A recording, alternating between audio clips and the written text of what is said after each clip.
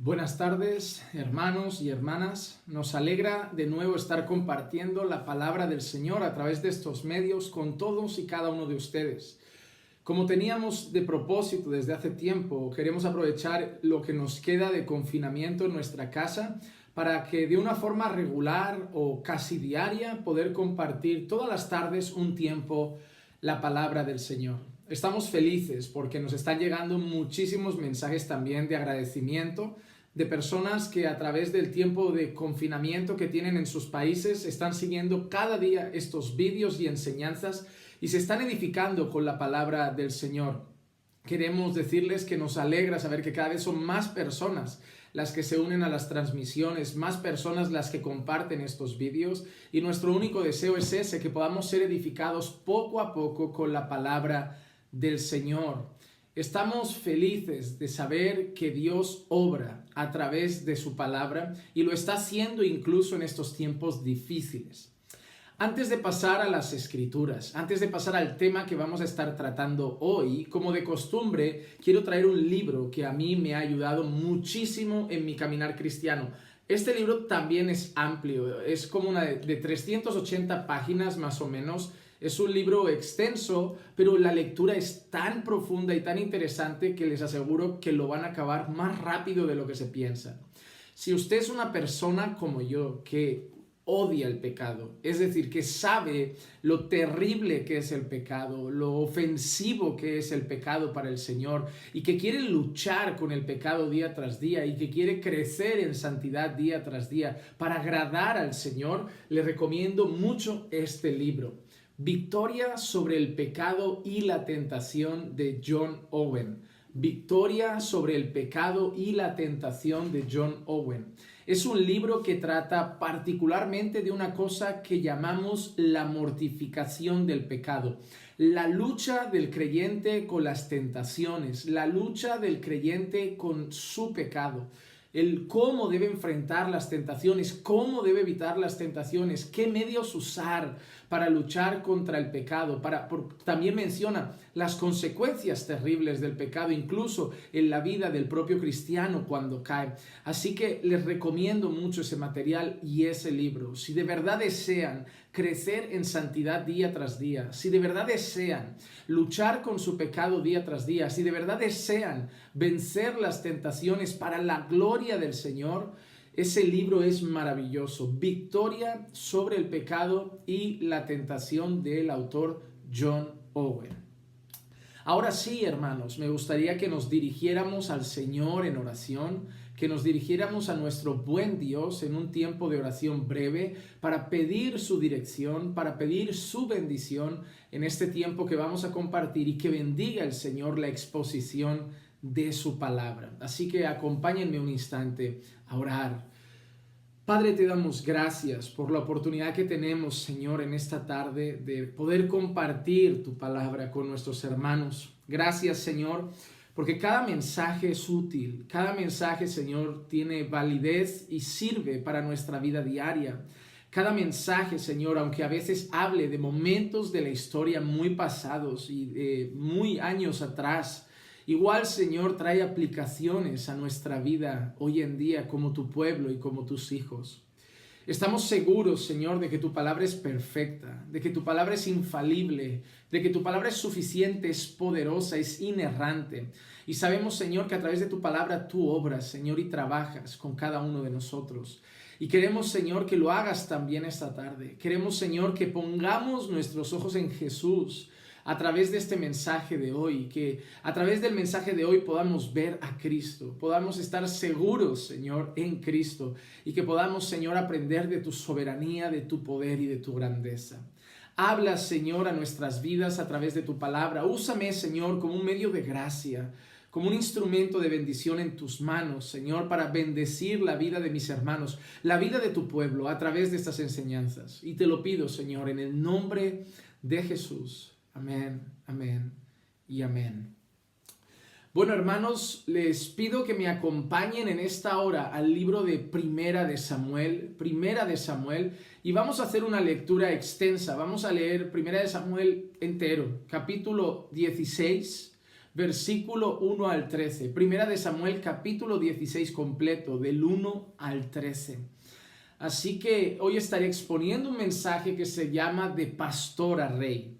Vamos a hacer una reflexión sobre el día en que David fue escogido y fue ungido como el próximo rey de Israel. El pequeño, joven pastor de ovejas que en un día pasó de ser un pastor de ovejas despreciado por muchos a ser el futuro rey de la nación del pueblo del Señor. Así que vamos a hacer nuestra lectura en Primera de Samuel, capítulo 16, versículos 1 al 13, y dice así: sé que es una lectura que conocen, sé que es una historia que conocen, pero aún así estoy convencido de que hay enseñanza que debemos hoy meditar, reflexionar y atesorar en nuestros corazones dentro de este pasaje.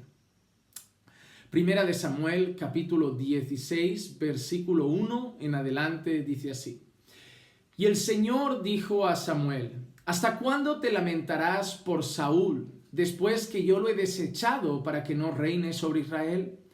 Llena tu cuerno de aceite y ve, te enviaré a Isaí, el de Belén, porque de entre sus hijos he escogido un rey para mí.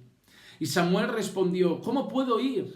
Cuando Saúl lo sepa, me matará. Y el Señor dijo: toma contigo una novilla y di: he venido a ofrecer sacrificio al Señor.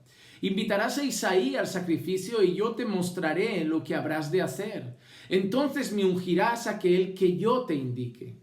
Samuel hizo lo que el Señor dijo y fue a Belén. Y los ancianos de la ciudad vinieron a su encuentro temblando y dijeron: ¿vienes en paz? Y él respondió: en paz. He venido a ofrecer sacrificio al Señor. Consagraos y venid conmigo al sacrificio. Samuel consagró también a Isaí y a sus hijos y los invitó al sacrificio. Y aconteció que cuando ellos entraron, vio a Eliab y se dijo: ciertamente el ungido del Señor está delante de él. Pero el Señor dijo a Samuel: no mires su apariencia, ni a lo alto de su estatura, porque lo he desechado. Pues Dios ve no como el hombre ve, pues el hombre mira la apariencia exterior, pero el Señor mira el corazón. Entonces Isaí llamó a Abinadab y lo hizo pasar delante de Samuel y dijo: tampoco a este he escogido el Señor. Después hizo Isaí pasar a Sama y él dijo: tampoco a este ha escogido el Señor.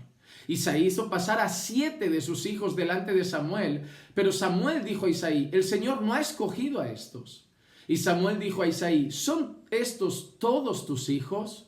Y él respondió: aún queda el menor, que está apacentando las ovejas. Entonces Samuel dijo a Isaí: manda a buscarlo, pues no nos sentaremos a la mesa hasta que él venga acá. Y envió por él y lo hizo entrar. Era rubio, de ojos hermosos y bien parecido. Y el Señor dijo: levántate y úngele, porque este es. Entonces Samuel tomó el cuerno de aceite y lo ungió en medio de sus hermanos, y el Espíritu del Señor vino poderosamente sobre David desde aquel día en adelante. Luego Samuel se levantó y se fue a Ramá.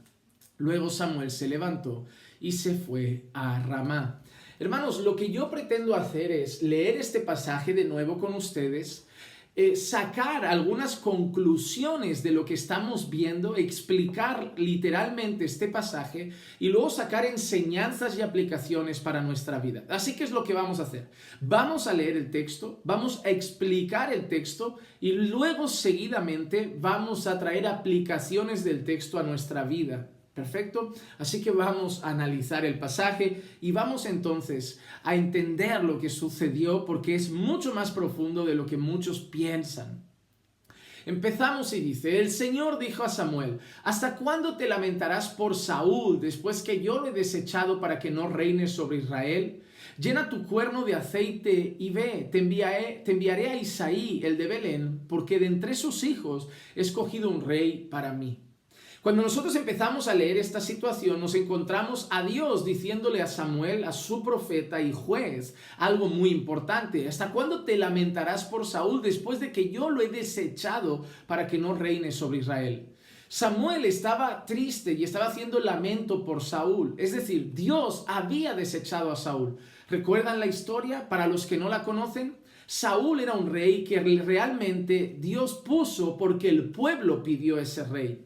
El pueblo quería rey, probablemente veía que todas las otras naciones tenían su propio rey y ellos querían un rey, y el Señor les manda a Saúl. La descripción que hace el texto de Saúl cuando es enviado por Dios como rey y es elegido para ser el rey de Israel muestra que era el más alto, el más grande de todos los que habían en la región. Un rey que aparentemente, externamente era portentoso y era el más indicado para ser rey sobre Israel. ¿Por qué? Porque aparentemente tenía todas las cualidades: fuerza, grandeza, poder físico, y todo el mundo quería un rey que pudiera estar en la batalla, enfrentar cualquier situación y saber que podía hacer frente a multitud de enemigos. Pero no era el rey que Dios había querido poner desde el principio, solo que Dios se lo concedió al pueblo para traer una enseñanza hacia ellos. Nunca fue un hombre conforme al corazón de Dios, como veremos que sí fue el que sería el rey David. Nosotros nos encontramos que Saúl empieza su reinado y se empieza a llenar de prepotencia, se empieza a llenar de soberbia, se empieza a llenar su corazón de orgullo y de vanagloria, hasta el punto que quiere hacer estatua de sí mismo. Saúl llega un momento en el que el Señor le da una orden y es destruir a una nación. El Señor pide que Saúl vaya con su ejército y mate a toda una nación, incluyendo mujeres y niños, hasta los animales, que no dejara absolutamente nada de esa nación. Pero cuando Saúl va a cumplir el mandato del Señor, Saúl deja con vida a ciertas personas que él cree que deben estar con vida. Es decir, Saúl cree que la orden de Dios no era perfecta, que lo que Dios estaba pidiendo no era lo mejor y que él tenía algo mejor que ofrecer y algo mejor que hacer o una mejor idea que la que el Señor Dios Todopoderoso y Perfecto le había pedido que llevara a cabo. Entonces Saúl deja con vida a algunas personas, incluyendo al rey de esa nación. Cuando Samuel vuelve, escucha el bramido de los animales, y Samuel le dice a Saúl: ¿no has matado a todos? Y él empieza a poner excusas para decir al final que ha desobedecido la orden de Dios. En el momento que Saúl desobedece la orden de Dios y Samuel está frente a él, le dice algo que a Saúl lo llena de rabia, y es el hecho de: Saúl, hasta aquí llegó tu reinado. El Señor te desecha desde este momento y desde este mismo instante el Señor ya tiene a otro para que ocupe tu lugar. Desde ese momento la vida de Saúl entra en un declive pero contundente. Vemos como Saúl incluso es atormentado en algún momento por demonios, por entes espirituales malignas. Saúl empieza a llenarse de odio y estoy convencido, leyendo la historia, de que Saúl empieza a mirar a su alrededor y cada vez que Samuel se acerca a alguien pensaría: no, Samuel va a ungir al próximo rey y a ese lo mataré. Nosotros vemos más adelante como que cuando Saúl sabe quién va a ser su sustituto, él lucha e intenta matarlo a toda costa porque Saúl quería el trono. Hay algo maravilloso en contraste entre Saúl y David y es algo que yo quería decir. La diferencia principal entre Saúl y David es que David quería más a Dios que al trono y Saúl quería más el trono que a Dios. Cuando Saúl es anunciado de parte de Samuel que va a perder su trono, a él no le importa perder la presencia del Señor, a él no le importa haber deshonrado al Señor, pero él intenta matar a las personas, él intenta matar al próximo rey porque él no quiere perder su trono. Así son algunas personas hoy en día. Hay algunas personas que por no perder su posición, su reputación, su cargo, su ministerio, son capaces de estar ofendiendo al Señor y no les importa, pero ocultan todo para no perder su trono, para no perder su posición. Sin embargo, cuando nosotros vemos el pecado de David más adelante, después de que ya ha sido consagrado como rey y está ejerciendo como rey de Israel, vemos también el caso del pecado de David y cómo el Señor empieza a castigar a David. Pero cuando nosotros vemos el arrepentimiento de David, el arrepentimiento sincero de David, el quebranto del corazón de David, hay un salmo maravilloso en el que el rey David entona al Señor unas palabras que dicen: no retires de mí tu Santo Espíritu. Es decir, David estaba dispuesto a perder el trono, a perder las riquezas, a perder la reputación, pero le clama al Señor que no le quite el espíritu que le había dado el día que lo consagró como rey y que lo había acompañado desde el día que fue consagrado como rey. ¿Ven el contraste tremendo? Saúl es capaz de despreciar a Dios por tener un trono. David le da igual perder el trono, pero no quería perder la presencia del Señor. Saúl ha sido desacreditado. Samuel le ha dicho a Saúl que ya su reino ha acabado y Samuel sabe, porque el Señor se lo ha dicho como su profeta, que va a haber otro rey que Dios ya ha escogido. Entonces vemos en este primer pasaje, en el primer versículo, que Samuel está haciendo duelo, se lamenta por Saúl. Dice, ¿hasta cuándo te lamentarás por Saúl después de que yo lo he desechado para que no reine sobre Israel? Samuel estaba triste por la condición que había, por lo que había sucedido, estaba triste y el Señor le dice a Samuel que no se debe lamentar por Saúl, que no se debe lamentar por alguien que ha deshonrado al Señor, que no se debe lamentar por alguien como Saúl, que ha mostrado ser un impío, enemigo del Señor y que solamente quería hacer su voluntad y establecer su propio reino. Y Dios le dice a Samuel, ¿hasta cuándo te vas a lamentar por Saúl? Mira lo que le dice ahora, llena tu cuerno de aceite y ve, te enviaré a Isaí, el de Belén, porque de entre sus hijos he escogido un rey para mí. Seguidamente el Señor le dice, ya se acabó tu lamento, yo ya tengo a mi rey, así que toma tu cuerno, llénalo de aceite. Recuerdan que antiguamente se consagraba a los reyes, por ejemplo, a los profetas, a los sacerdotes, con ese aceite. Los oficios principales, rey, sacerdote y profeta, a la hora de ser consagrados a ellos, se hacía con aceite. No es una práctica del Nuevo Testamento. No vemos a los apóstoles ser consagrados con aceite, no vemos a los apóstoles consagrando a los ancianos con aceite y no creo realmente que la iglesia hoy tuviera que estar consagrando con aceite, puesto que no es una práctica de la iglesia del Nuevo Testamento. Nosotros vemos que la consagración con aceite en los pastores nunca se ha dado en la historia, no se ha dado en la Biblia. En el Nuevo Testamento no vemos pastores consagrados con aceite, misioneros consagrados con aceite, ni siquiera los apóstoles consagrados con aceite. Sí que lo vemos en el Antiguo Pacto en los oficios como rey, sacerdote y profeta. Sé que muchos de la iglesia de hoy han querido adaptar esas costumbres y yo lo hice en el pasado. Es algo que por mi desconocimiento creía que era así, pero después de estudiar me di cuenta que era una práctica que no tenía nada que ver con la iglesia.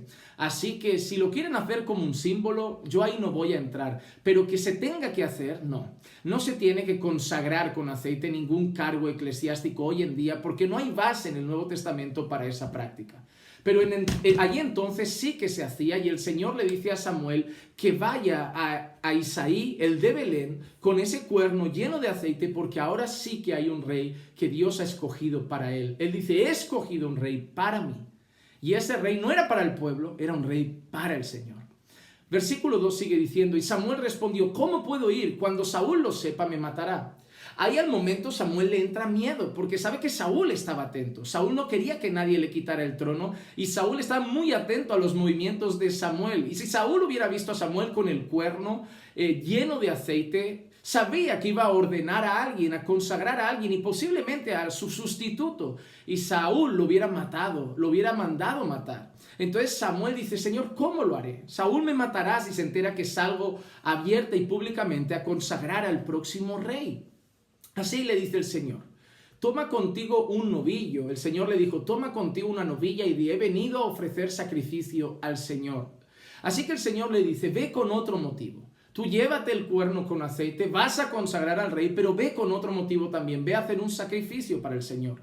Y ahí nadie sospechará porque eso era algo común que hiciera el profeta. Así que toma una novilla, vete allí, invita a Isaí, invita a sus hijos a participar del sacrificio. Versículo 3. Invitarás a Isaí al sacrificio y yo te mostraré lo que habrás de hacer. Entonces me ungirás aquel que yo te indique. El Señor le da dos cosas, dos informaciones importantes a Samuel. Ve a Isaí, invítalo al sacrificio, invítalo con sus hijos y mira que le dice, harás lo que yo te mande. Me encanta esa expresión. Un profeta, un siervo del Señor, los sacerdotes, cualquier hijo de Dios también hoy en día, es llamado a hacer la voluntad del Señor. Harás lo que yo te mande. Tú no estás aquí para hacer lo que a ti te apetezca, lo que tú sientas en tu corazón o lo que tú creas que es mejor. Tú como mi siervo, porque eres profeta, mi profeta, Tú tienes que hacer mi voluntad. Así que Samuel, irás y harás lo que yo te mande. Y luego le dice, entonces me ungirás aquel que yo te indique. ¿Has visto, hermano, lo que el Señor le ha dicho antes? Hay un rey para mí. Y ahora dice, me ungirás aquel que yo te indique. Va a ser mi rey y lo ungirás para mí. Me ungirás aquel que yo te indique. Samuel hizo lo que el Señor dijo y fue a Belén. Y los ancianos de la ciudad vinieron a su encuentro temblando y dijeron, ¿vienes en paz? Y él respondió, en paz, he venido a ofrecer sacrificio al Señor. Consagraos y venid conmigo al sacrificio. Samuel consagró también a Isaí y a sus hijos y los invitó al sacrificio. Esto es curioso también. Cuando un profeta llegaba a una región, los ancianos salían a recibirlo. La actitud de salir a recibirlo significa que lo iban a recibir como a la entrada del pueblo. Es como que se ponían, decían, no sé, Samuel viene de esa dirección, viene de aquella ciudad.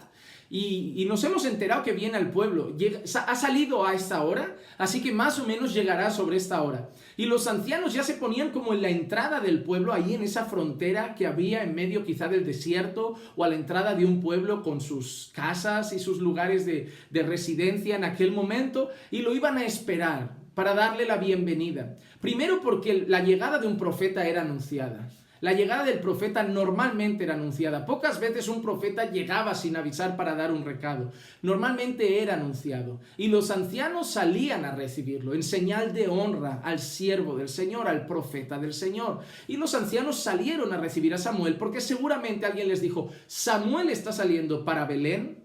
Samuel se está llevando una novilla y va a hacer un sacrificio allí. O simplemente le dijeron, probablemente Samuel estaba yendo. ¿Por qué probablemente no le dijeron que iba a hacer un sacrificio? Porque le preguntaron, ¿vienes en paz? Y entonces Samuel les dijo, sí, vengo a hacer un sacrificio al Señor. Pero me resulta curioso esa pregunta, ¿vienes en paz?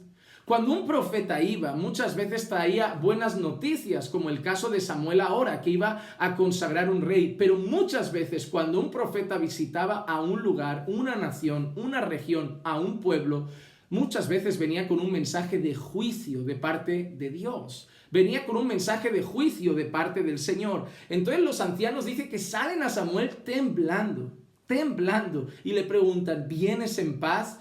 Yo imagino que decían, viene Samuel para Belén y tiene que hablar con vosotros. Ahí los ancianos, los dirigentes principales del pueblo de Belén, salen a recibir temblando a Samuel. Imagino los ratos previos hablando entre ellos. ¿Pero qué será? ¿Habremos hecho algo contra el Señor? ¿Habremos hecho algo contra el rey? ¿Habremos hecho algo contra el pueblo? ¿Habremos desobedecido al Señor? ¿Habremos hecho algo? ¿Vendrá juicio? ¿Vendrá castigo? Ahí salen corriendo y temblando. ¿Vienes en paz? Ahí la paz que da esa respuesta. Sí, vengo en paz. Vengo a ofrecer sacrificio al Señor. Entonces consagra a los ancianos, consagra a Isaí y a sus hijos y los presenta a todos allí en esa mesa donde se iba a hacer el sacrificio al Señor.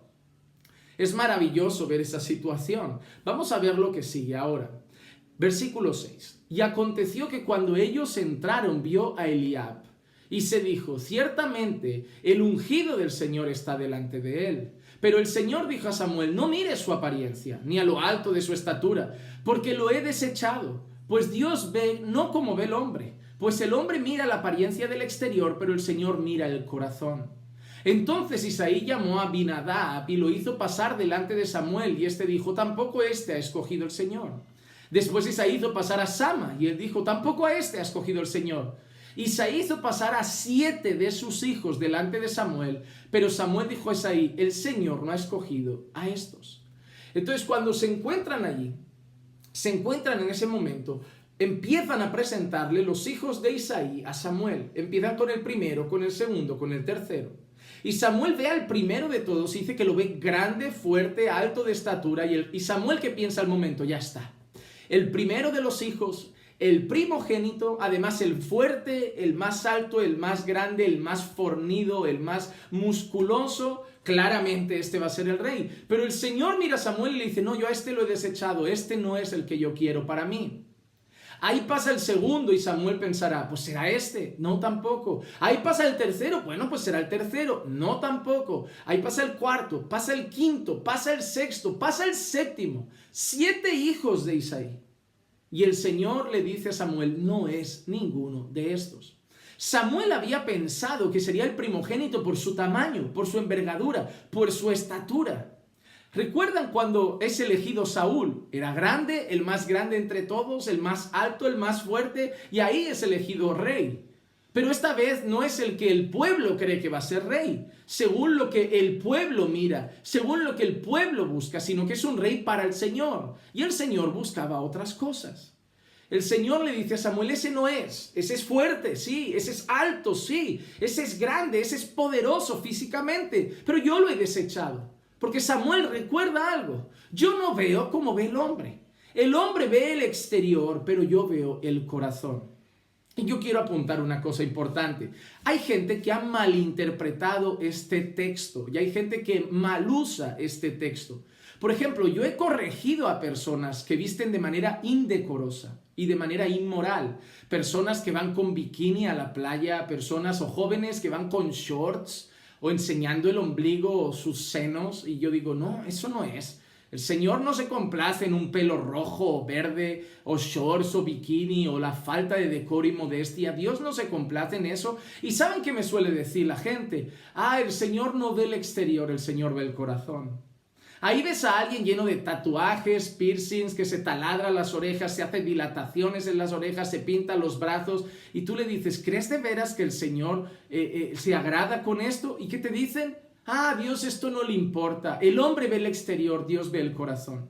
Miren, les voy a decir una cosa. Usar ese texto para decir que el exterior no le importa al Señor en cuanto a la santificación de nuestra vida, que es completa, que es desde dentro hasta afuera, que es física y también del corazón, que es del cuerpo y también del alma, es un error. Porque ese texto no quiere decir que a Dios no le importa cómo vistas. Ese texto no quiere decir que a Dios no le importa que a lo mejor seas gula y estés todo el día comiendo y seas obeso y acabes enfermo o diabético porque no cuidas tu alimentación. Ese texto no quiere decir eso.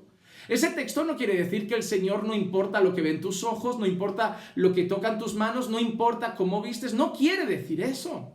Porque si no, ¿qué hacemos con esos textos que dicen, si tu ojo te es ocasión de pecar, arráncalo? Si tu pie te es ocasión de pecar, córtalo. ¿Qué hacemos con todos esos textos que habla de Pablo diciéndole a las mujeres que la mujer vista con pudor, con modestia, con decoro, no con peinados ostentosos ni con joyas, es decir, no de forma llamativa o extravagante, sino con modestia, con simpleza y que se vista sobre todo de buenas obras? ¿Qué hacemos con esos textos? ¿No están en la Biblia? El Señor no le está diciendo a Samuel que no le importa la santidad externa. El Señor no le está diciendo a Samuel que no le importa si se visten como raperos o si van con shorts o si van con bikini.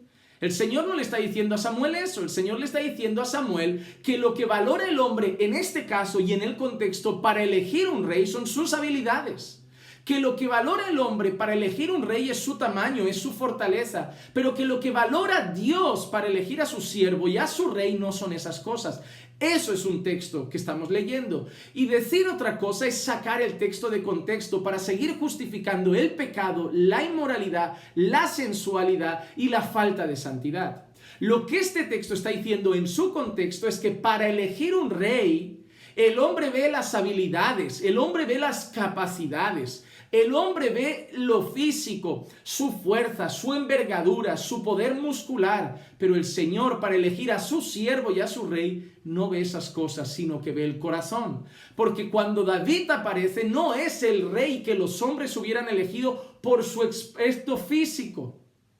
Sobre todo porque no era fuerte, porque no era alto, porque no era grande. Pero Dios ve el corazón. ¿Y qué dice de David más adelante? Que David era un hombre conforme al corazón del Señor. Y para ser un siervo del Señor, el Señor no estaba preocupado en elegir siervos perfectos a los ojos de los hombres, sino que el Señor quería un siervo que fuera agradable en su corazón a los ojos del Señor. Así que usar ese texto para decir que el Señor no se importa con lo físico es una herejía. Es sacar un texto de contexto y solo lo hacen los sensuales y carnales que quieren seguir justificando su pecado, porque ese texto no significa eso. No significa eso. Por ejemplo, esto define al hombre a la hora de hacer elecciones. El hombre mundano, ¿cómo elige a su mujer? El hombre mundano no suele elegir a la mujer por los valores y los principios. El hombre mundano suele elegir a la mujer por su apariencia física. Por eso las mujeres muchas veces por vanidad y por deseo de aprobación acaban sometiéndose a cirugías y con esa vanidad extrema queriendo verse sexys y sensuales, porque el hombre carnal y mundano va a elegir a la que enseñe más pechuga, más muslo, más carne, a la que no parezca una dama, sino que parezca una carnicería, una exhibición de carne pública. Y por eso se mostrarán sensuales, se cuidarán para mostrarse sexys y atractivas, porque el hombre mundano va a elegir por el ojo. La mujer mundana también va a querer a su joven y a su hombre musculado del gimnasio. Da igual que la cabeza sea un zopenco, da igual que no tenga valores, pero lo quiere con su tableta de chocolate en las abdominales, músculos, todo bien definido, amante del gimnasio, que sea como Cristiano Ronaldo físicamente. Esa es la forma de elegir del mundo. Pero, por ejemplo, cuando un hombre de Dios elige a una mujer para casarse, claro que yo creo que debe gustarle, pero el principal criterio para elegir no es el físico. El principal criterio para elegir es que sea creyente, una mujer piadosa, temerosa del Señor, que honre a sus padres y a su madre, que viva en santidad. Así elige un hombre, y así también elegir a una mujer, a un hombre temeroso del Señor, de oración. Claro que entiendo que te tiene que gustar, pero no es el criterio principal como lo es para el mundo, porque el creyente le da más valor a las cosas importantes, que son las de dentro, que a las de afuera. No que no debamos cuidar nuestro cuerpo, nunca diré eso. Hacer deporte es bueno para vernos sanos, para cuidar nuestra salud, pero cuidado con la vanidad. Vivimos en un mundo de comercio y nos han hecho creer por las pasarelas de moda, por las mujeres que ponen en sus novelas, por las mujeres que salen en los programas de televisión, por las mujeres que salen en los concursos de belleza, por las mujeres que salen en los programas de entretenimiento, por las mujeres que salen por la calle en los carteles de publicidad, que si no eres así, no eres aceptado o no eres aceptada, y tenemos un mundo lleno de complejos, vomitando, volviéndose anoréxico, bulímico y tantas otras cosas solo para ser aprobados por la sociedad. Yo entiendo que cuidemos nuestro cuerpo, yo entiendo que cuidemos nuestra salud. No soy una persona partidaria del descuido, que una mujer se descuide o que un hombre se descuide, pero debemos hacerlo principalmente por salud, no por aprobación pública, ni por un sentimiento vano de belleza y vanagloria. Entonces ese texto no significa eso. Cuando nosotros vamos a elegir a alguien para un puesto de trabajo, nosotros elegimos ¿por qué? Por habilidades, por conocimientos, no por sus valores, no por su corazón. Nadie va a hacer una entrevista de trabajo y la empresa normalmente se preocupa si es un hombre fiel, atento a sus hijos, quiere saber de sus habilidades, si lo va a dar todo por la empresa, si va a ser leal a la empresa, si es trabajador, si sabe trabajar en equipo y tantas otras cosas, si tiene conocimiento, si tiene experiencia, si tiene estudios. Es decir, el mundo te valora por lo que tienes, pero el Señor te valora por lo que eres en tu corazón. No como digo que al Señor no le importe la santidad externa, sino que de nada vale estar bonito por fuera y podrido por dentro. El Señor dice de aquel hombre que era robusto, de aquel hombre que era grande, del primer hijo de Isaí, el Señor dice que Él lo ha desechado. Él lo ha desechado. Y el Señor le dice a Samuel, no es ninguno de estos 7. Así que vamos al versículo 11 y dice, y Samuel dijo a Isaí, ¿son estos todos tus hijos? Y él respondió, aún queda el menor que está apacentando las ovejas. Entonces Samuel dijo a Isaí, manda a buscarlo, pues no nos sentaremos a la mesa hasta que él venga acá. Y envió por él y lo hizo entrar, era rubio, de ojos hermosos y bien parecido. Y el Señor le dijo, levántate y úngele, porque este es. Entonces Samuel tomó el cuerno de aceite y lo ungió en medio de sus hermanos, y el Espíritu del Señor vino poderosamente sobre David desde aquel día en adelante. Luego Samuel se levantó y se fue a Ramá. Samuel le dice a Isaí, Isaí, ¿no tendrás por ahí otro hijo? Es decir, ¿estos son los que tienes? Yo sé por el Señor que entre tus hijos está el rey, y ya han pasado los 7, y no hay nada aquí, el Señor no quiere ninguno de estos, tienes otros hijos. Y le dice, sí, está el más pequeñín, el pequeño, lo he dejado con las ovejas, ni lo ha traído. Es decir, a David ni lo habían considerado como una opción. David no era considerado ni una opción viable. O sea, pueden haber 7 opciones, desde el primero hasta el 7. Pero el 8, David ni cuenta. O sea, ¿cómo va a ser el rey? Es pequeño, es menudo, tan bonito, ojos bonitos, joven. menudito, déjalo cuidando las ovejas, no vale para otra cosa, no tiene fuerza, no tiene envergadura, no es un soldado, es un pastor y además está todo el día con el arpa cantando y cantando y cantando. Solo sabe cantar y pastorear, no sabe hacer otras cosas. Así que nadie había considerado a David. Pero Samuel le dice a Isaí, no nos vamos a sentar hasta que venga este. Sí, quizá no es una opción para vosotros, pero es tu hijo, tenemos que ver qué piensa el Señor. Cuando David entra por esa puerta, el más pequeño, que me imagino que todo el mundo miraría a los lados como diciendo, no sabemos lo que va a decir, si a nosotros nos ha desechado, a él también. Ahí el Señor habla con su siervo el profeta, habla con Samuel y dice, úngelo, porque este es mi rey, este es mi siervo, este es a quien yo he escogido, este es. Ahí Samuel toma el cuerno con aceite y al momento, en presencia de los hermanos, de Isaí, de los ancianos, unge a David como rey. Y en el momento que David es ungido como rey, el Espíritu Santo viene sobre él. El Espíritu del Señor viene poderosamente sobre David desde aquel día en adelante. Yo imagino la sorpresa de todo el mundo, incluso la sorpresa de Samuel, a la hora que el Señor le dice, este es. Miren, ¿saben lo triste? Y quiero hacer una parada rápida en esto. Yo me he dado cuenta de cómo el mensaje de hoy es motivacional. Cuando yo escucho mensajes sobre esto, cuando yo estaba en la iglesia a la que pertenecía antes y yo me movía en ese ámbito y en esa denominación, casi todos los mensajes que yo escuchaba de esto eran mensajes muy egocéntricos, antropocéntricos, humanistas, motivacionales.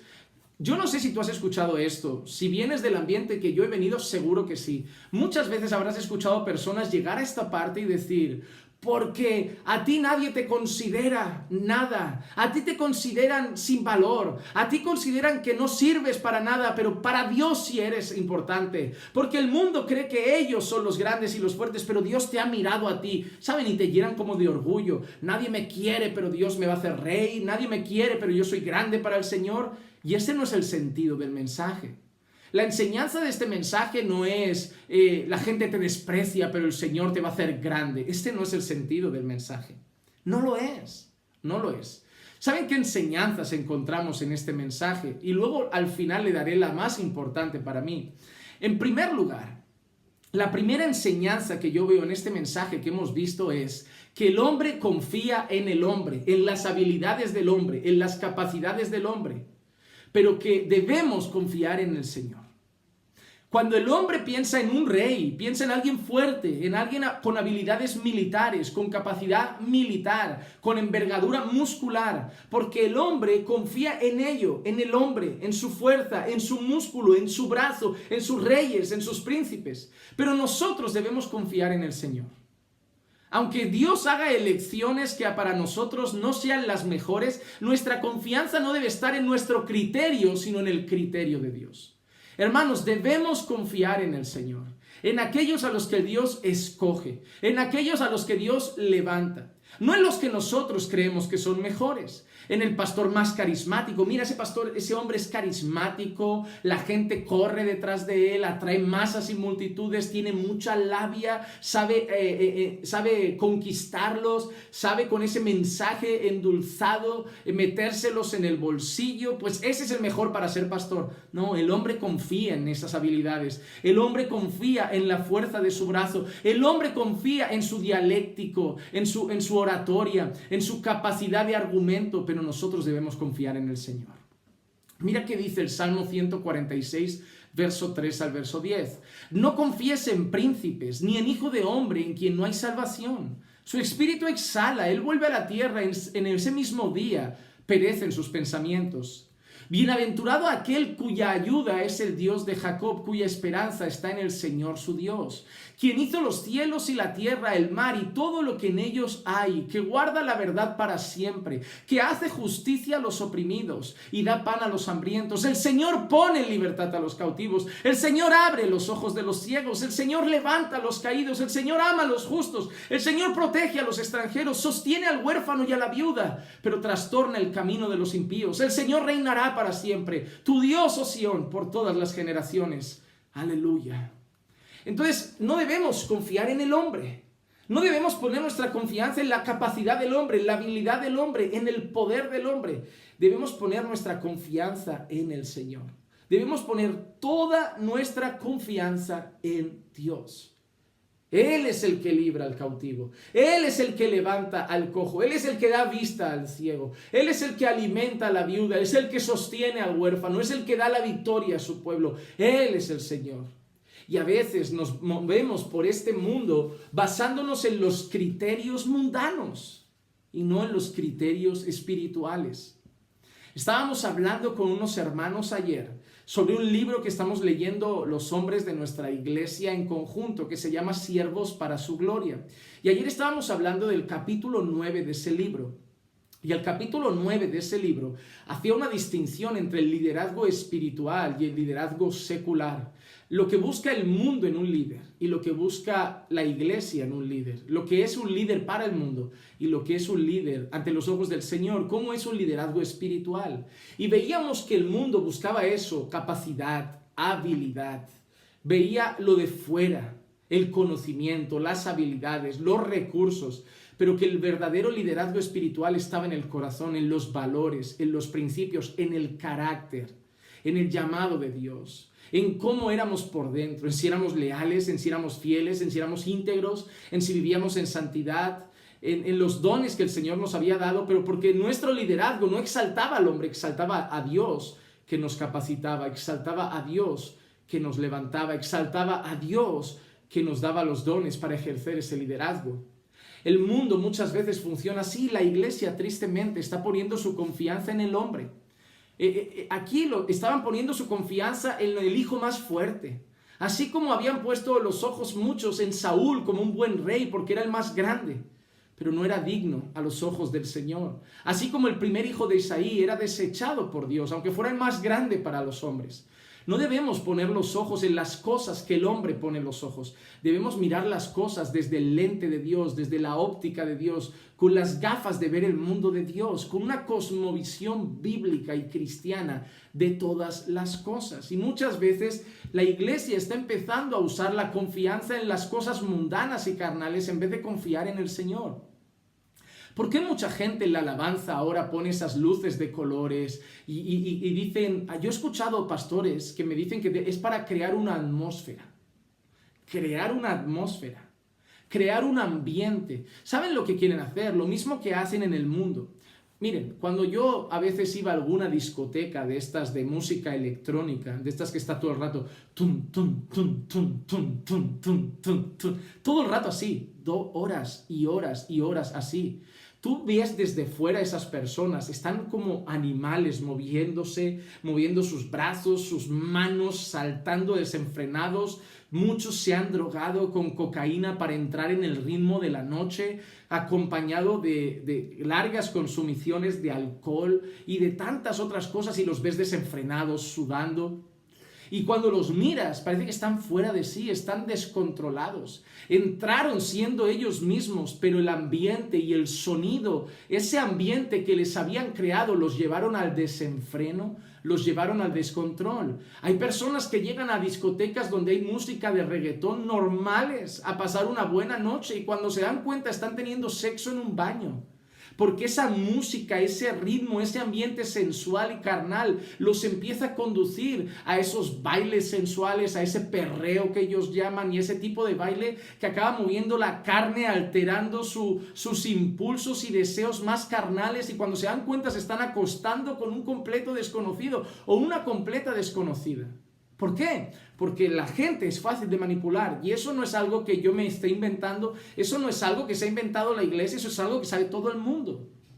Cuando vosotros os ponéis una película, muchos de vosotros no os dais cuenta que la banda sonora nos deja marcados.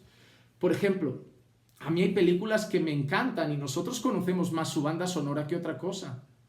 ¿Quién no recuerda la banda sonora de la famosa película Titanic? Todo el mundo recuerda esa banda sonora. Y si escuchamos esa banda sonora, a muchos les llega un sentimiento que los conmueve y se imaginan a Jack, se llamaba Jack, ¿no? Leonardo DiCaprio, ahí en el barco, en esa parte de arriba del barco, con los brazos abiertos, y esa mujer rica, con ese idilio amoroso que estaban teniendo, que luego acaba esa mujer rica encima de una tabla y dejando que el pobre se congele, todo hay que decirlo.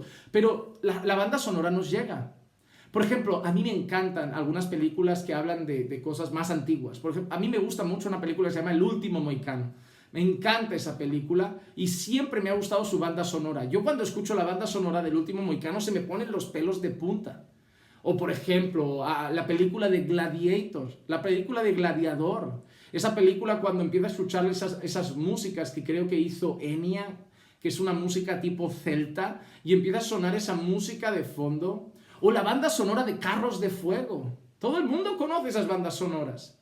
O no sé, hay tantas bandas sonoras, seguramente de películas. A lo mejor para ti la banda sonora que te produce emoción es la de Star Wars. O la del Señor de los Anillos. Pero son cosas que te hacen...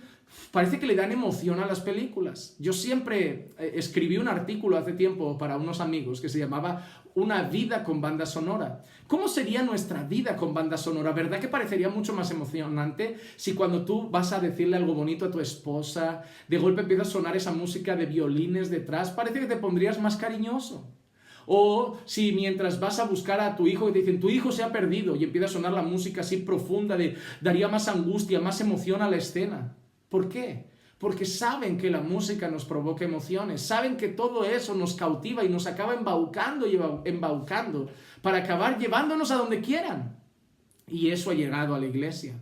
Creemos que es necesario hacer ese ambiente para que la gente caiga ante el Señor, para que la gente llore, para que la gente se quebrante, para que la gente caiga. Ya no confiamos en el poder del Espíritu Santo. Y normalmente son iglesias que se jactan de decir que el Espíritu Santo se mueve ahí.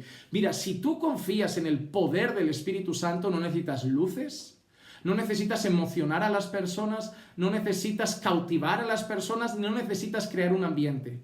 Si tú confías en el poder del Espíritu Santo, solamente necesitas predicar fielmente la palabra del Señor. Pedro predicó fielmente la palabra del Señor después del día de Pentecostés, lleno del Espíritu Santo. No había música de fondo, no habían creado ninguna atmósfera, no había luces de colores. No fue un mensaje cautivante, fue un mensaje que hablaba de arrepentimiento. Y se convirtieron como 3.000 personas. La iglesia está empezando a usar métodos carnales para atraer a la gente, porque aunque no lo quieran decir, no confían en el Señor. No confían en el poder de Dios. Pero Dios es poderoso. No necesitamos cautivar a las personas. No necesitamos crear métodos carnales para atraer a la gente. Eso demuestra que no confiamos en el Señor y seguimos confiando en nuestras propias estrategias. No confíen en el hombre y no confíen en sus habilidades. Confiemos en el Señor. Él es poderoso. En segundo lugar, también hemos visto en esta escena algo maravilloso. El Señor es el que elige a su pueblo. El Señor es el que elige a los siervos. Dios elige. A la hora de elegir a sus siervos, a la hora de elegir a sus hijos, no lo eligen los hombres, no los elige la iglesia, lo elige el Señor. Y el criterio de elegir el Señor no es físico, no es externo. El Señor elige según su propia voluntad. Miren, cuando Dios elige a la nación de Israel, cuando Dios elige al pueblo, miren qué hace. Deuteronomio capítulo 7, versículos 7 y 8 dice: el Señor no puso su amor en vosotros, ni os escogió. Mira lo que dice, no puso Dios su amor en vosotros. Está hablando con el pueblo de Israel, que ha sido redimido y liberado de Egipto. Dice, no puso su amor en vosotros, ni os escogió por ser vosotros más numerosos que otro pueblo, pues erais el más pequeño de todos los pueblos. Mas porque el Señor os amó y guardó el juramento que hizo a vuestros padres, el Señor os sacó con mano fuerte y os redimió de casa de servidumbre, de la mano de Faraón, rey de Egipto. De la mano de Faraón, rey de Egipto. Hay algo tremendo, hermanos. Cuando el Señor va a elegir a su pueblo, va a elegir a la nación con la que el Señor va a trabajar, el Señor podía haber elegido una nación mucho más grande, ¿no? Mucho más poderosa, con grandes soldados, con un gran ejército fuerte. No sé, el Señor hubiera conquistado el mundo con Egipto. O más adelante, el Señor podría haber conquistado el mundo con Babilonia. El Señor podía haber elegido grandes naciones con poder militar, con riquezas, con grandes jefes militares al frente y gobernadores y reyes. Pero el Señor elige a un pueblo y dice, yo no os elegí porque fuerais el pueblo más grande, ni porque fuerais el pueblo más numeroso. Además, Dios recalca, porque vosotros seréis el más pequeño. ¿Te das cuenta la comparación entre los hijos grandes de Isaí y el más pequeño que es David? El Señor elige a su pueblo siendo el pueblo más pequeño al lado de otros pueblos que eran mucho más grandes. En este caso, Dios elige a David, que es el hijo más pequeño en comparación con los otros hijos que eran más grandes. Y el Señor dice, no elegí a este pueblo por su tamaño, por su envergadura o por su poder militar. He elegido a este pueblo, ¿por qué? Mira lo que dice, por amor. Por amor. Y por el juramento que hizo a sus padres. Pero dice, porque el Señor os amó. Porque el Señor os amó. Lo que mueve a Dios, lo que hace que Dios elija a unas personas es su amor. Es su amor. El Señor elige por su amor y por su voluntad. No hay nada que tú puedas hacer para que te haga digno de ser elegido por el Señor. Seamos honestos, mira tu vida. Yo miro la mía. Yo analizo mi vida, voy a pensar en la mía, porque si no vas a pensar, es que Juan Manuel sí se cree digno de ser elegido por el Señor, cree que nosotros somos basura, pero él es un diamante y por eso el Señor lo eligió. Voy a entonces hablar de mi vida. Yo era un joven que copiaba en los exámenes, como muchos. Quizás sí era responsable en el sentido de que era trabajador, con 16 empecé a trabajar, a ganar mi dinero, pero bueno, era un joven normal, dado a la bebida. Me fumaba mi paquete y medio de tabaco cada día. Fumaba de vez en cuando mis cigarros de marihuana. A veces también fumaba hachís. Lo vendía a veces también. Empecé a trabajar de camarero en una empresa de servicios de catering en bodas. Y cuando nosotros íbamos a esas bodas, aquí en España, las bodas al final tienen en los restaurantes así una cosa que se llama barra libre. Los clientes de las bodas no pagan y durante un par de horas tienen música y bebida libre. Yo trabajaba especialmente en esa zona, en la zona de las barras. Entonces, habían bodas que se gastaban unas cuantas botellas, había otras bodas que se gastaban muchísimas botellas, así que había un gran descontrol de botellas. ¿Qué hacía yo? Yo tenía la costumbre de que cuando acababa el servicio me llenaba una bolsa de toallas para que no se escucharan las botellas. Y yo metía las botellas allí, botellas caras de alcohol. No me llevaba precisamente las baratas. Sabemos que había whisky desde 6 euros la botella a whisky de 40 euros la botella y hasta más caro. Yo me llevaba botellas caras y algunas baratas también. Y lo que hacía con esto es que las caras las vendía y con las baratas las acumulaba y cada cierto tiempo en una casa que mi familia tenía abandonada y donde nadie vivía, pero tenía una llave yo, organizaba fiestas en las que cobraba entrada. Organizaba fiestas en las que se vendía alcohol, ahí se cobraba una entrada y se cobraba por las copas, se vendía también cigarros de marihuana que se habían preparado y se vendían y sacaba un dinero, sacaba aproximadamente, no sé, me llevaba unos 300, 400 euros o a veces 500 euros por fiesta, extra a lo que me ganaba en el trabajo y lo hacía robando a mi trabajo. Yo siempre justificaba todo, ¿no? Que no me pagaban lo suficiente, entonces con eso sacaba el extra. Pero al final son trampas y negocios, sí, no he sido quizá un traficante de ganar millones, pero hacía mis cosas para ganar mi dinero y eso lo hacía con 16 años, con 17 años. No sé, he hecho cosas como esa, he engañado a mis padres, he mentido a mis padres, he hecho cosas ilegales en cierta manera. También trabajé en una tienda de ropa en la que yo robé ropa en el pasado. Yo entraba, cambiaba el stock de la tienda, porque la tienda de ropa aquí en España tienen un margen y un porcentaje de cantidad que se roba, que se da por perdida, un margen. Y eso me lo enseñaron mis propios encargados y la gente trabaja conmigo y vi que todos lo hacían. Y de vez en cuando me llevaba alguna camisa, alguna camiseta. Entonces robaba bastantes cosas. La verdad es que robé en casi todos mis trabajos. Donde yo trabajaba me llevaba cosas. Esa era mi vida. Entonces, ahora tú dime que cuando Dios piensa, voy a elegir a alguien para que sea un pastor, para que predique el evangelio, para que sea luz del mundo, para que sea sal de la tierra, para que además enseñe a mi pueblo, para que además guíe a mi pueblo en Barcelona y para que además mañana pueda ser un guía de muchos otros. ¿A quién voy a elegir? Te aseguro yo que no era el mejor candidato. Esas son algunas de las cosas. me volví vanidoso, tuve bulimia, tuve malas cosas en mi vida. Entonces, cuando tú ves el criterio del Señor para elegir, dices, no, Juan Manuel no es una buena opción. Juan Manuel no tiene criterio, o sea, te va a acabar robando, te va a acabar haciendo cosas, va a acabar, no sé, haciendo cosas malas en la iglesia, haciendo cosas malas contra tu pueblo. Pero el Señor no vio eso. El Señor no vio eso. Porque hay algo maravilloso que hace el Señor. El Señor escoge por su puro amor y voluntad. Pero aquel a que el Señor escoge no lo deja igual, lo hace nueva criatura. Aquel que está en Cristo es nueva criatura, las cosas viejas pasaron, todas son hechas nuevas. Cuando yo recuerdo mi pasado, a mí me da vergüenza, tanto que hubo un tiempo que tuve que coger incluso las ropas que había robado y dar muchas a la caridad, porque no me sentía bien teniéndolas ya.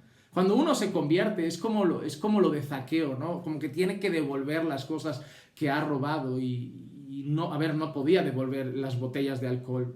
No me sentiría cómodo comprando eso, era parte de mi testimonio y de mi pasado. Pero no entiendo cómo hay personas que ven su pasado y se divierten hablando de su pasado, se divierten hablando de sus pecados, incluso son capaces de encontrarse con un amigo inconverso del pasado y decir, ¿te acuerdas? Yo me siento mal, o sea, yo lo que siento es que estaba defraudando al Señor, ofendiendo al Señor, viviendo una vida pecaminosa, estaba muerto en mis delitos y pecados. No es algo de lo que me siento orgulloso, es algo de lo que me siento muy agradecido, de que el Señor me sacara relativamente joven, con 19 años de todo eso, y empezara con 19 años a trabajar con mi vida. De entre los 19 y los 20 años, el Señor me limpió mucho, me quitó todas las cosas de esas de robar y eso, el tabaco, la bebida, me quitó todo eso. Me quitó todos mis pendientes. Yo llevaba 7 pendientes en las orejas, llevaba 3 aquí, otro aquí. Yo había llevado otro aquí. Yo parecía un coladero lleno de agujeros. Y el Señor me empezó a hacer sentir incómodo con todas estas cosas. Y el Señor empezó a trabajar en mi vida. De los 19 a los 20, el Señor me quitó muchas malas prácticas. Luego el Señor siguió tratando conmigo hasta que me di cuenta que la guerra más grande no eran las cosas de esas fuera que había hecho, que estaban mal, sino las cosas que tenía dentro. El por qué hacía todo eso, todo era por orgullo, por reputación, por ser reconocido, por ser admirado por las personas. Eso era soberbia. Y el Señor empieza a trabajar también con todas las áreas internas del corazón, la inmoralidad, el deseo sexual descontrolado por mirar mujeres, por coquetear y esas cosas propias de la gente del mundo. Y el Señor sigue trabajando, ¿verdad? Y el Señor hizo en los primeros años una obra de santificación y la sigue haciendo, porque ya no hacemos las mismas cosas, ya no practicamos inmoralidad, ni robamos, ni nos damos esas cosas, pero el Señor sigue. Tenemos orgullo a veces, tenemos mala palabra, una mala contestación y el Señor sigue trabajando. Pero no somos el criterio perfecto para que alguien te elija para ser un pastor. Pero el Señor sí lo hizo. Y a mí me llena de alegría una cosa. Yo soy grato al Señor porque el Señor me enseñó a valorarme como Él me hizo. Porque todo lo que yo hacía era fruto del pecado y de querer ser aprobado por este mundo. No es una excusa. Nacía del corazón, de ahí sale todo, ¿verdad? De las guerras, los homicidios, la inmoralidad, todo sale del corazón. Pero el Señor ahora me hace verme ahora y ver que todo aquello era basura. Y veo lo que soy hoy y para el mundo hoy no soy nada de valor. No soy nada de valor. Porque podía haber usado mi carrera universitaria de administración y dirección de empresas para hacerme un gran empresario y ganar miles de euros cada mes, montar mis negocios, tener una vida mucho más lujosa, una casa mucho más lujosa, un coche mucho más lujoso. Así que para el mundo puedo ser hasta un fracasado. A veces incluso, y esto lo cuento a modo sincero y de corazón, mi hermana crece mucho en su trabajo y yo estoy muy feliz, se ha desarrollado mucho en su trabajo, gana bien.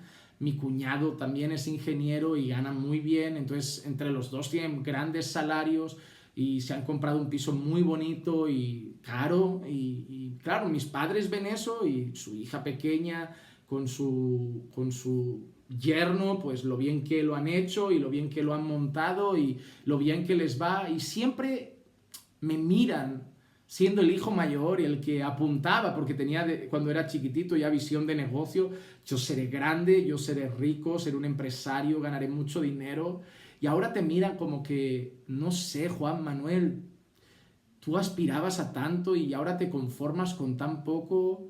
Tu mujer prefieres que esté en casa contigo en vez de que esté trabajando y que ganéis más entre los dos y vayáis más tranquilos de dinero y compréis cosas más grandes y más lujosas y podéis gastar más en ropa y más en viajes y más en estas cosas. Y por mucho tiempo algunos comentarios daban a entender como que les había decepcionado, como que esperábamos tanto de ti y ahora con esto de la religión te conformas con ese salario de pastor que comparado con otros salarios está bien, pero lo que entra en tu casa, Juan Manuel, es poco, ¿no? Pero es lo necesario.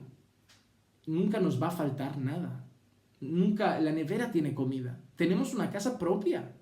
Y sí es simple, no es grande, pero es nuestra casita. Nos la ha dado el Señor. Y no tengo el mejor de los coches, tengo un coche que no es muy grande y a lo mejor el Señor mañana me da uno mejor, pero este es el que me ha dado ahora.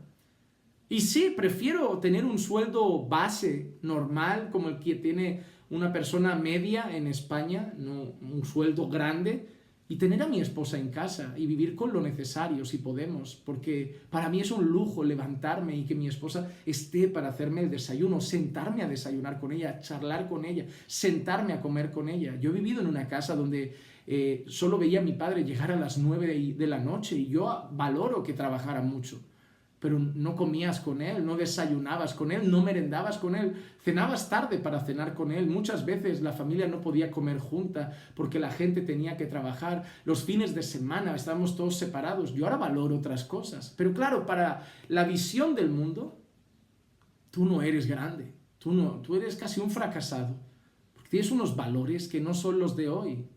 No, sois muy conformistas, estáis todo el día con esto de la iglesia, de predicar y de hacer cosas, en vez de la vida es mucho más. Es así. El criterio del mundo es uno, pero el criterio de Dios es otro. Entonces nosotros debemos aprender a ver las cosas como Dios las ve, no poniendo los ojos en las cosas de abajo porque son pasajeras, sino poniendo los ojos en las cosas de arriba porque son eternas. Si tú tienes los ojos puestos donde lo tiene el mundo, no vas a avanzar, porque vas a querer alcanzar todo lo que el mundo alcanza y te vas a encontrar con la palabra que te dice, es que no son tus prioridades. Esas no son y no pueden ser tus prioridades. Está bien trabajar, está bien aspirar a mejores cosas y está bien alcanzarlas. Yo no digo que no. En el pueblo de Dios hay gente que gana mucho dinero, pero eso no puede significar que vas a dejar a Dios de lado. Si alcanzar eso significa descuidar tu familia, tu relación con Dios, no congregar, no pasar tiempo en tu congregación con la iglesia, con los hermanos, cosas que la Biblia dice que hay que hacer, entonces sí que has perdido de vista tus prioridades y estás teniendo prioridades que tiene el mundo y no las prioridades que tiene Dios. Entonces yo aprendí a llevar eso y al final yo creo que hasta mis padres un día se dieron cuenta que el Señor nos cuida y que a pesar de que ellos piensan que no, estamos muy felices y que hay gente que tiene muchas cosas, pero tiene hogares destruidos y a veces es mejor tener lo necesario, el pan de cada día, pero un hogar lleno de paz, un hogar lleno de felicidad, un hogar lleno de amor, un hogar de personas que se aman, te respetan y están juntos, porque no hay nada más triste que los hogares que tienen lujos, pero no se conocen, no pasan tiempo juntos, están todo el día separados. Eso es triste. Y no creo que sea lo que Dios quiera para una familia realmente. Así que el Señor elige por amor y elige por su buena voluntad. Y hay algo importante que me gustaría destacar. David no fue elegido ese día porque a Dios se le antojó. David estaba en los planes de Dios desde el principio. Porque hay otra cosa que también debemos decir de la elección de Dios. La elección de Dios es desde antes de la fundación del mundo. El Señor nos ha elegido desde antes de la fundación del mundo. Qué maravilloso es saber que el Señor no se levanta una mañana porque Él no se despierta, pero para decirlo de alguna manera, el Señor no despierta una mañana y dice, ay, hoy me apetece elegir a alguien, voy a elegir a ese chico, a esa chica. Somos elegidos desde antes de la fundación del mundo. Mira que dice Efesios 1, 3 al 5. Bendito sea el Dios y Padre de nuestro Señor Jesucristo, que nos ha bendecido con toda bendición espiritual en los lugares celestiales en Cristo, según nos escogió en Él antes de la fundación del mundo. ¿Para qué? Para que fuésemos santos y sin mancha delante de Él en amor. Nos predestinó para adopción como hijos, para sí, mediante Jesucristo, conforme al beneplácito de su voluntad. Mira, nos ha elegido ¿cuándo? Antes de la fundación del mundo. Antes de que Dios dijera, haya luz, Dios ya sabía que tú ibas a ser parte de su pueblo. Dios te había elegido antes de la fundación del mundo y te ha elegido para que fueras santo y sin mancha. El Señor no nos llama para ser exitosos, grandes y poderosos, sino para ser santos. El objetivo principal de Dios no es que seamos ricos, ni poderosos, ni grandes, ni exitosos. El objetivo principal de Dios es que seamos santos. Es que seamos santos, sin mancha delante de Él. Nos escogió en amor y dice, nos predestinó para adopción como hijos para sí. ¿Recuerdan cuando Dios manda a Samuel ungir a David? Úngelo para mí, y nos ha predestinado en Cristo para sí, mediante Jesucristo. Y que dice conforme al beneplácito de su voluntad. En un lenguaje moderno significaría porque le dio la gana. Porque le dio la gana.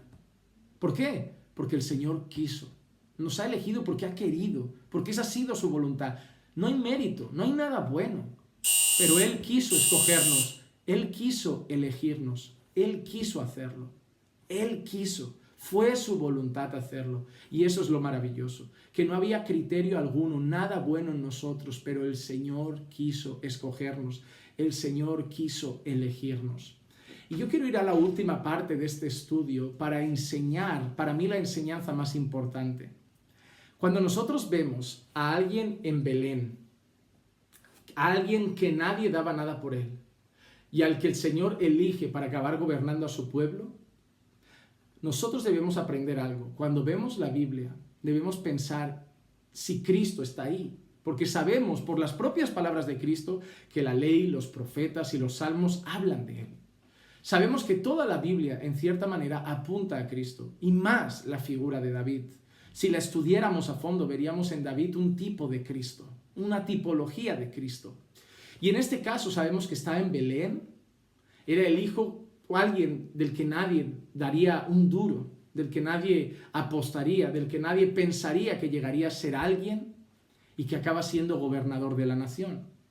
Mira este texto de Miqueas capítulo 5 versículo 2. Pero tú, Belén Efrata, aunque eres pequeña entre las familias de Judá, Belén Efrata, aunque eres pequeña entre las familias de Judá, de ti me saldrá el que ha de ser gobernante en Israel, y sus orígenes son desde tiempos antiguos, desde los días de la eternidad.